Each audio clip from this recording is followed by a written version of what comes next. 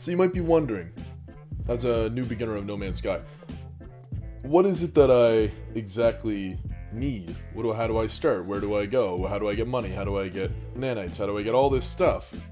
How do I get ships? Well, look no further, because this video will cover everything that a beginner should need to know within your first opening kind of scene of this game, your first feel of the game. And once you understand all this and have this video down pat, you should be able to cruise through the unknown space like no other. But without further ado, let's get to the first part. So, units. The thing that makes the world go round, has the economy go, it's how you buy ships, it's how you buy guns, it's how you buy materials. It's pretty much how you buy anything and everything. It's the way to progress, way to do anything. And for the beginning part, they are a little bit tricky.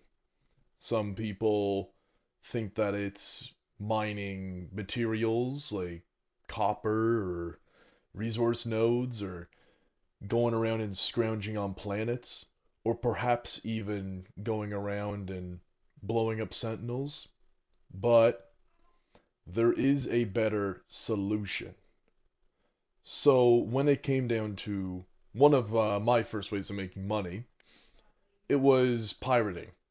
Pirating is a simple alternative, and the proper way of doing that is by finding a fleet of just any species works, and then going up to that fleet, which should have several things like pyrite grease, neural duct, enormous metal cogs, experimental power fluids, and all kinds of other wonders that are for both late game and early game.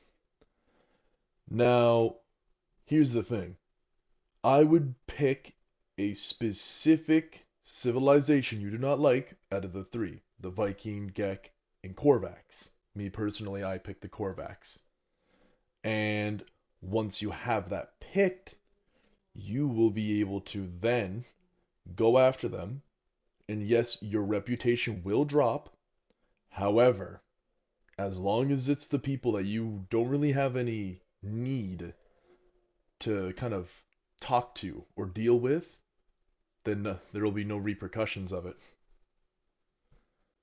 Now, another way of making units is also by doing a few of the little quests that you can get from, say, the, bounties. In space, you'll see little skull markers pop up, and when those skulls are identified, you track the target down, and you shoot them. Done. Easy 10,000s or 100,000s. Now, there is another couple of ways. One of these other ways is finding navigational data on a planet's surface. Once you pick up this data, you will be able to turn it into the cartographer on the space station. Once you turn it into him, you can get a varying amount of maps, and there are certain ones for ancient runes and stuff like that. Now, ancient runes, it's, pretty self-explanatory. They're ancient runes, and you can get a whole bunch of ancient relics almost. And if you get really lucky, you can get some worth of millions. However, they're, even without the millions, still worth in the 100,000 ballpark. Now, spaceships. Spaceships are a thing that you, just starting off, have to repair and fly. So, it's pretty integral that you know what you're doing, where to get them, where to get the good ones, and how not to make, common mistakes and buy an entire lot of C tiers. So, starting off with, trying to find the ship, you typically want to go to obviously the system of preference. Now, what I mean by that is each race prefers a certain type of ship. Each ship is given to different species, such as Viking get fighters more often. The Gek get transporters more often, like just big cargo haulers. And the Korvax, these guys get interstellar travel ships, ships meant for more traveling across, the galaxy, warping, stuff like that. Nothing big hauling or doing a lot of damage like the last two. And a fourth type called solar. This one I don't have any knowledge of it being specifically to one system. However, I do think that every race has it like at an equal RNG rate of having the ship appear. Honestly, I prefer the solar ship myself, but starting out of the first three, the fighters. Really, you're not going to run into many kind of non-fighter situations. You're not really going to be warping like a whole bunch. You're not going to be going around and hauling a whole bunch of objects around from point A to point B. It's pretty straightforward. They want you to blow up a whole bunch of stuff and shoot stuff. And starting out, that's going to be, well, if you go down the pirating route or bounty route, your way of getting money. So, overall, I think the fighter is the best starter out of the first three. If you find a solar, by luck, absolutely, go for it.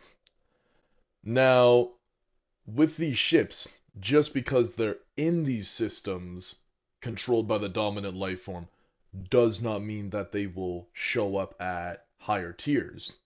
The way that works is based off one little guy, economy.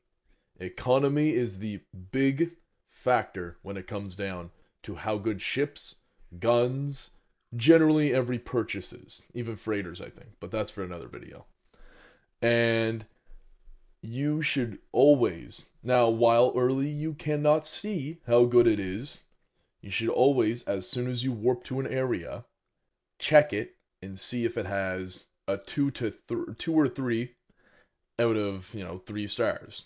If it has in that range, you are looking at a decent to amazing economy, 3 is about as good as it gets. And overall, 3-star areas, it's pretty hard to come by a bad ship. Like, they're pretty much B's to A's, and even some S's. So yeah, going for the 3, amazing. Just a little harder because, it's a 3. They're not just going to give it to you. Now, we are getting into systems.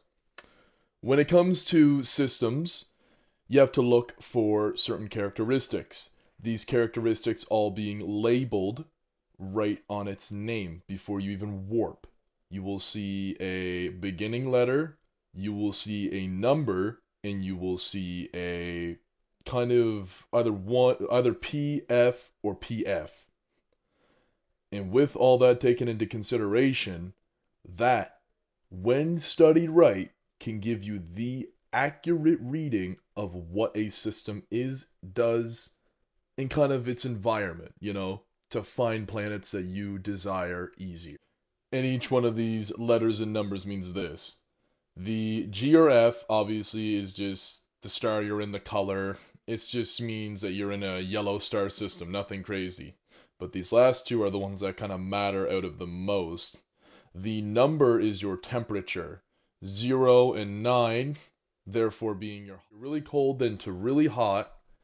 And anywheres in between usually means you can have a better chance of finding a habitable area. Doesn't mean guaranteed, it just means better odds.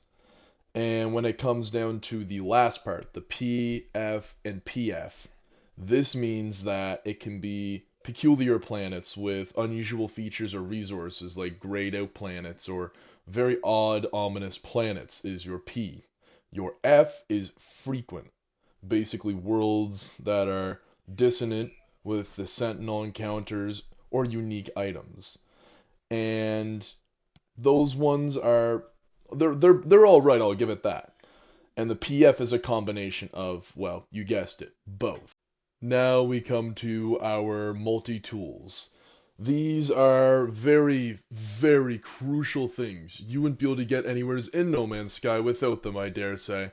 And when it comes to taking care and finding these new multi-tools to overrule your old one, or finding a permanent solution, that is very vital as well.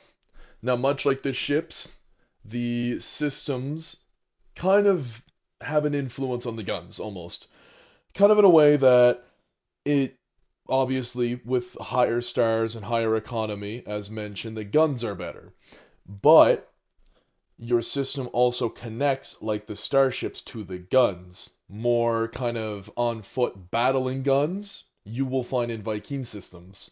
More kind of, how do I say, mining guns you will find in Gek stores and or the outposts.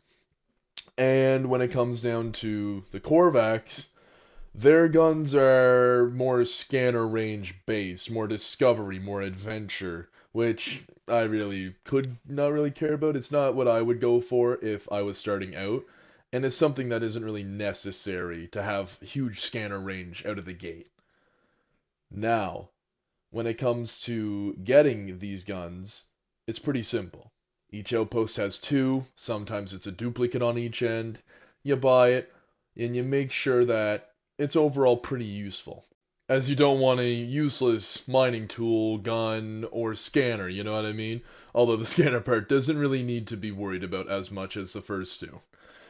Now, this brings us into our final tip. Nanites. Nanites is the second currency that you will be seeing pop up everywhere, and dare I say, one of the most important when it comes to modding yourself out for the more daring adventures and deeper expeditions into space, and to continue your journey in a prosperous and safe way, hopefully. Nanites are an interesting thing. You can earn them via favors that you do for certain people that give out tasks at the outpost. You can also earn them in another way.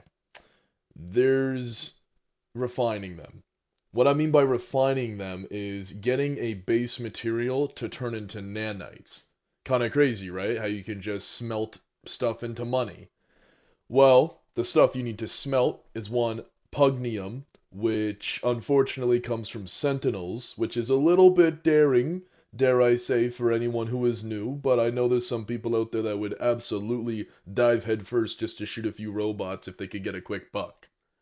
And the other one is fungal mold. Fungal mold is gotten through two ways. You can either find running mold on a planet, or you can go through a stage of refining the living slime that you find. The living slime can then be turned into, I believe, residual goop and then fungal mold. Once that is done, it will then turn into nanites. And yes, it isn't a 1-to-1 ratio, so you do need a good bit to actually make a good profit.